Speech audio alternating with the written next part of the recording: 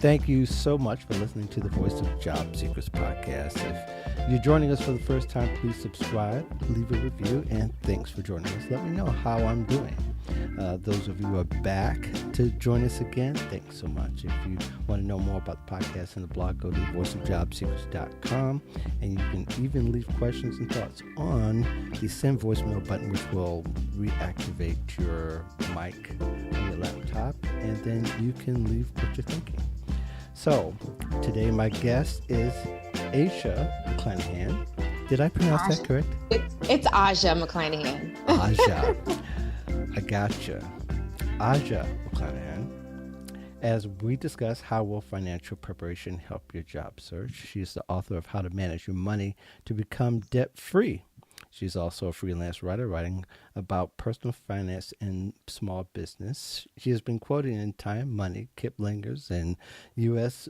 News World and Report, and a bunch of other spots. So I just want to welcome Asha. How are you? Hey, Mark. Thanks for having me. It's great to see you. And I first met, about a year ago, she included me in an article that was on gold banking rates. And I got the idea that I was stalker for about a year. To come to find out that we live less than 5 miles from each other, I believe, as it turns out. So right now. Yeah, I know. And we tried to do this live, but it wasn't going to work out. Plus, Chicago and snow and blizzards and minus degrees weather. So, there you have it.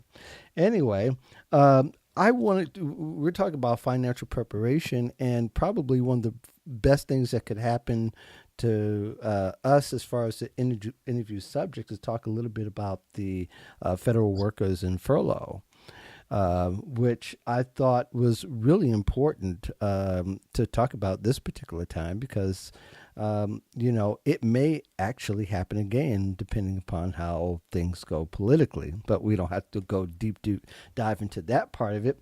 But I'm interested in what are some of the, I'm sure you might have had some questions, or you might have talked about it with people that are in your audience.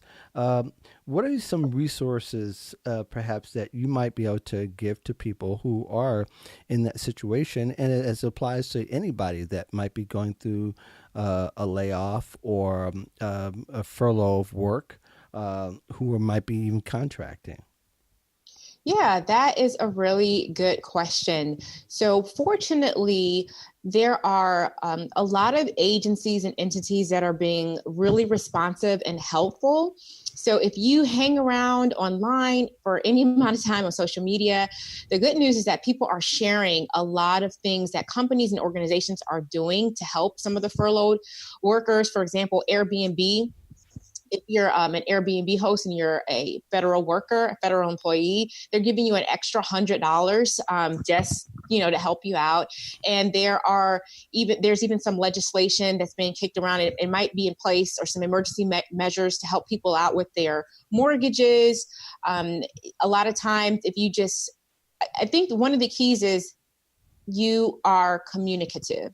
So if you have credit cards, if you have liabilities, if you have lenders, creditors, don't sit there and just cover your ears and eyes and say, la, la, la, and pretend that it goes away, right? So probably the first resource is with your lenders and creditors themselves. Give them a call, let them know your situation. And if you communicate, there's no guarantee that they can do something, but it's just helpful to make the phone calls and say, hey, this is my situation. What do you have in place? And they may have something, they may not, but the point is that you make the phone call and you communicate, and they may even refer you to some other resources that can help you.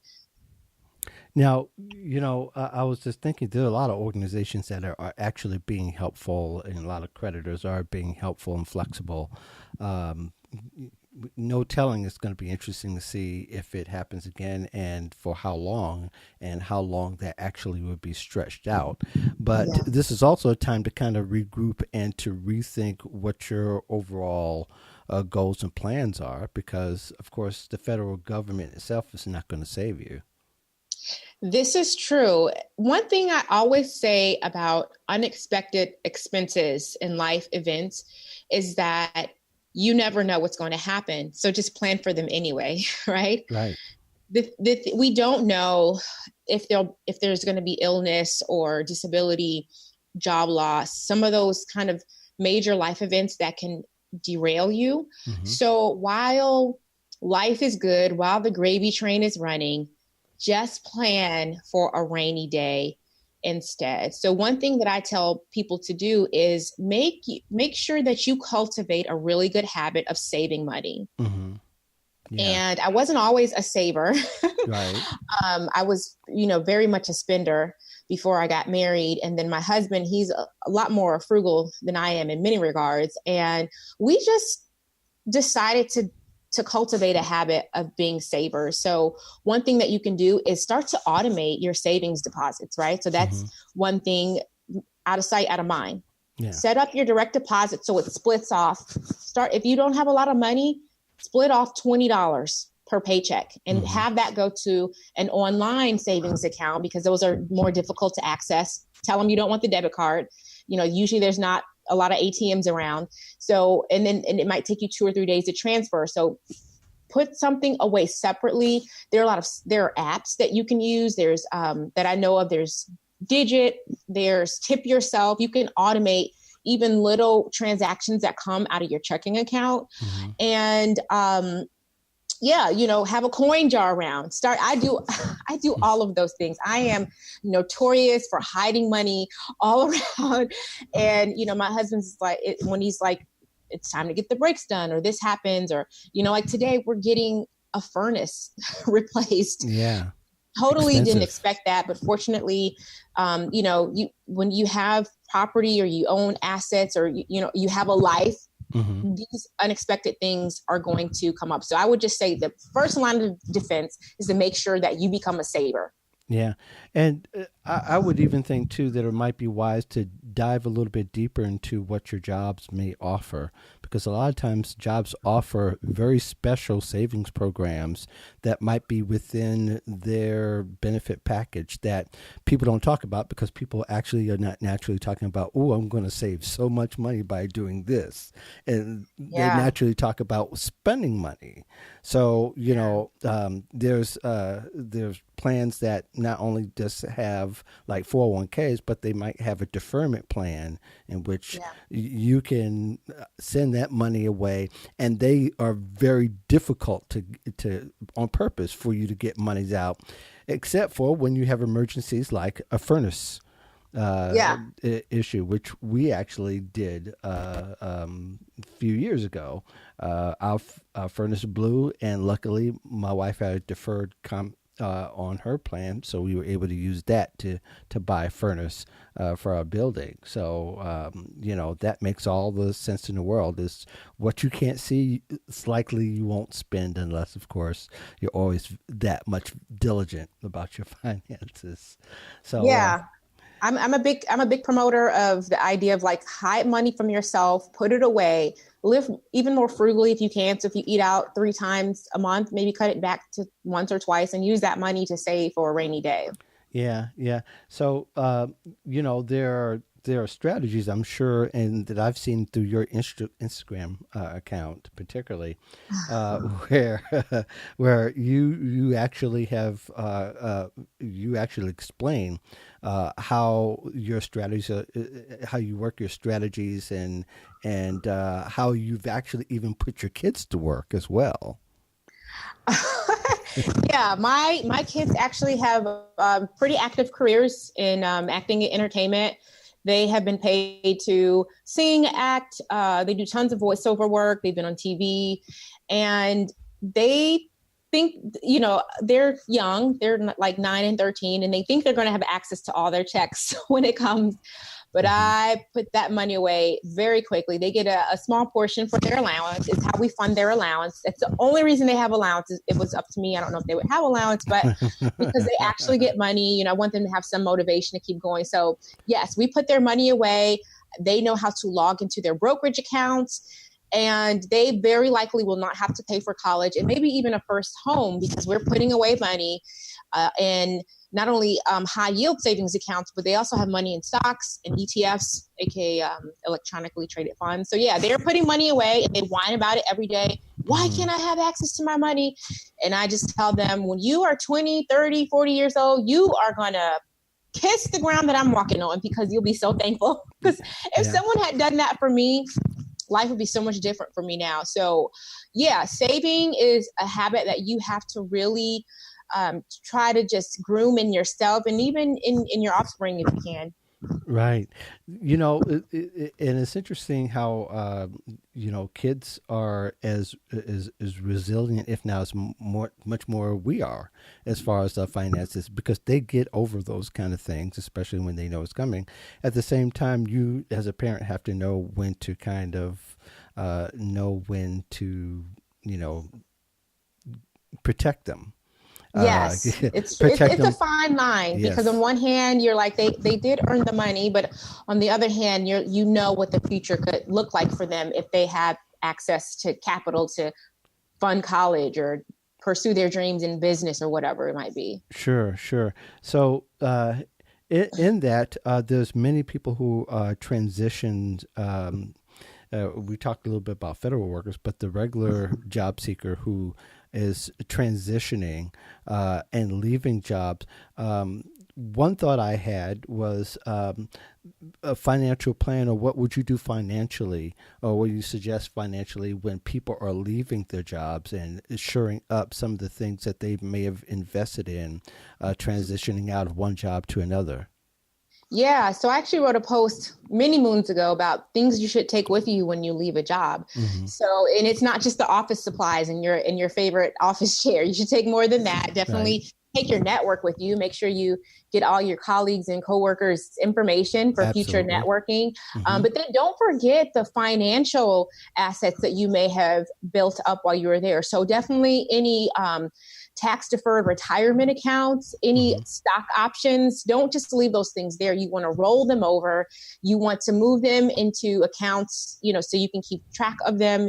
You just don't want to leave them out there hanging, so they're really just inactively. They're inactive. They'll still be accruing interest and making or accruing gains and appreciating, but they could probably do so at a faster rate if you were to move them over into a vehicle that you had access to, and either you could manage or somebody you know or trust could manage you. So don't forget the goods. Don't forget the loot. Right, right, right. And it sort of kind of goes along with an article I wrote not too long ago, that job seekers should have an exit plan as well as a reentry plan. And part of that That's exit plan good. is figuring out, okay, what I'm going to do with my finances, because what if you're laid off? You get a moment or two to make a decision on how you're going to want that money funneled.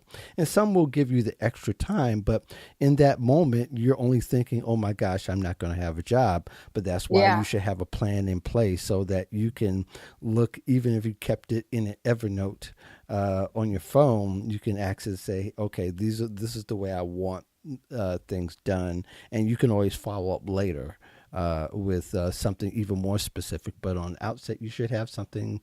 You should know where to go and where to carry your baggage.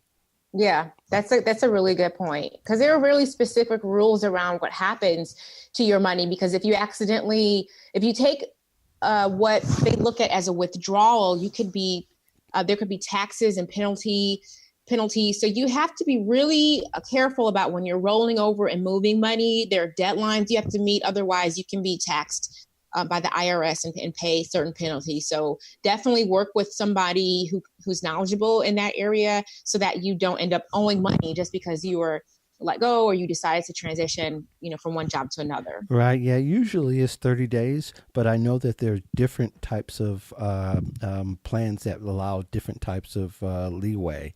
Yeah. So you have to kind of pay attention to it. But most people hate paying attention to that kind of stuff because they Yeah. just want to stow it away. And it also it triggers some memories of, their job and what it meant to them, especially financially. So I think that's a pretty important part of it. But how about some preventative measures? Um, in thinking forward when you're going to the right job, what are some things you should be thinking about financially as you look at new packages, or even if you're in the job search process and you're interviewing and you get a chance to look at the benefits package? What are some good practices would you recommend that people should keep in mind? Well, I think the first thing you should keep in mind is that your compensation package is always negotiable. You Mm-hmm. don't have to take the boilerplate offer that they give you. Right. So if there is a sign-on bonus, if there are certain terms in, such as like your salary or your hourly rate, you can always ask for more. Mm-hmm. Don't forget the idea of stock options. Having equity in a company, that can be a great way to add to your compensation. So maybe if they're not willing to give you a higher salary, maybe they'll give you more stock options or let you participate in the employee stock purchase plan earlier than later. So just those are some different points that you can negotiate. Mm-hmm. And I think it also shows your aptitude as, being a good employee. If they see that you're a fighter, you're a negotiator, to me, that's a sign of you could potentially even be a better hire than they thought, right? Yeah. Yeah. The other thing to think about is your credit score. Yeah. Nowadays, depending on your position, sometimes your employers will check your credit score. Maybe if you're in sales or you're going to have access to a company credit card, they may want to know how well you manage your own finances and if you have a history of running up bills that you don't pay. And there are other reasons that they might do a credit check. In some of the government jobs, there's certain security clearances that you have to have. So if you have too much debt, you actually can't work for the federal government in some cases. Right. So think about being diligent with your finances, because your employer can run background checks and do certain screenings that will bring up some of your financial behaviors. And you don't want that to prevent you from getting a job. And then lastly, I would think about even having that savings net when you're between jobs. Some people find it hard to interview well when they're worried about their finances. Mm-hmm. You don't want to come to a job interview unkempt. Right. Your hair's not cut. You have a terrible suit on, and it's hard because you are between jobs and you think people would understand. But the reality of the matter is, in a job search, you have to look like you're ready to be an employee. And that's going to, your grooming and how your appearance, it's going to reflect on your personality and your ability to be a good worker. So again, if you show up, with an unwieldy look, people might wonder, wow, if this person is under duress, how are they going to report to work? Are they going to be an employee like this? Disheveled, distressed, looking like they're going through something in their lives. And it's a hard pill to swallow, but employers are looking for people who can be emotionally stable in the face of adversity too. Within your research and your networking, it's good to try to get an idea what types were the best parts of the package, so that you can strategize and think about that as you begin to think about finalizing your numbers and negotiating the best part of the compensation package. But I think as well is that people normally are thinking about that one number, and that's the one that has all the zeros behind it, as opposed to thinking that the rest of the compensation has zeros behind it too, just not as obvious as the others. That's a really good point. So when you are looking at an offer, maybe the salary is a little bit lower, but this particular company may offer a match for your 401k versus another. And so the ability to save money now and sit on it while it appreciates and compound, because of compound interest, you want to weigh that out as well, because that future compensation is going to be really helpful when you are ready to retire, or, right, maybe you buy your first house or help your kids go to college. Your maybe 15-year-older self will be so thankful that you were mindful, that match, or, whatever, the extra, the stock options, things like that. So there's a lot to be said about the value of equity, stocks as a part of your compensation plan. hmm Now, I didn't put this in the outline, but I'm going to toss it out there Okay, to, let's see. to How surprise you. Do you have thoughts about how people manage their W-2s as far as how they think about Ooh, their their withholdings and their exemptions? yes. Your thoughts on that? Because I know that there used to be a strategy at one point I used many years Yes. ago.